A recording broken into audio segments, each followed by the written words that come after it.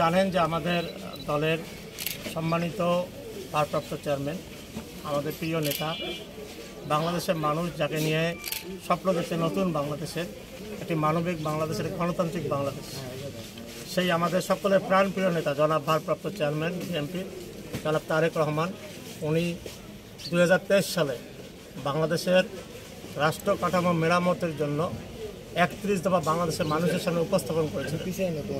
আজকে জুলাই আগস্টের গণ অভ্যুত্থানের পর আজকে আমরা বাংলাদেশের মানুষের কাছে সেই 31 দফা আমরা পৌঁছায় দেওয়ার চেষ্টা করতেছি বিএনপির একজন সাধারণ কর্মী হিসেবে। যে 31 দফায় বিগত ফ্যাসিস্ট 16 বছরের রাষ্ট্র কাঠামো ফ্যাসিস্ট সরকার তারা বাংলাদেশের রাষ্ট্র কাঠামো ভেঙে দিয়েছে, দুর্নীতি কোটি কোটি টাকা বাংলাদেশ থেকে তারা পাচার করেছে, বাংলাদেশের অর্থনৈতিক অবস্থা অত্যন্ত খারাপ নাজুক অবস্থা সৃষ্টি করেছে।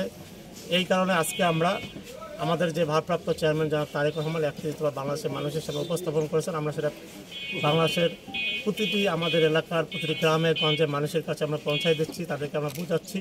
আগামীতে ইনশাল্লাহ বাংলাদেশের মানুষের ভোটে রাষ্ট্রীয় ক্ষমতায় যদি বিএনপি ক্ষমতায় যেতে পারে, আমরা বাংলাদেশের মানুষের জন্য কি করব সেই 31 দফার মধ্যে বাংলাদেশের মানুষের দিক নির্দেশনা দেওয়া রয়েছে।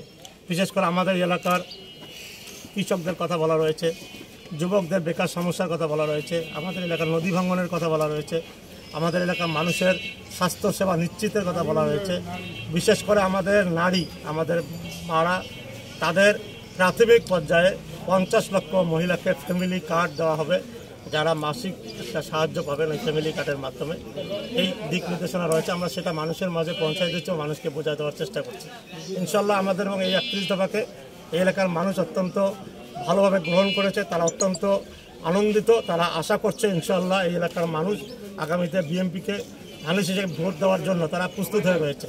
তারা চায় এই অনুন্নত কুড়িগ্রাম, পিছিয়ে পড়া কুড়িগ্রামকে 31 দফা বাস্তবায়নের মাধ্যমে আমাদের প্রিয় নেতা ভারপ্রাপ্ত চেয়ারম্যান তারেক রহমানকে আগামীতে তারা রাষ্ট্রীয় ক্ষমতা দেখতে চায়।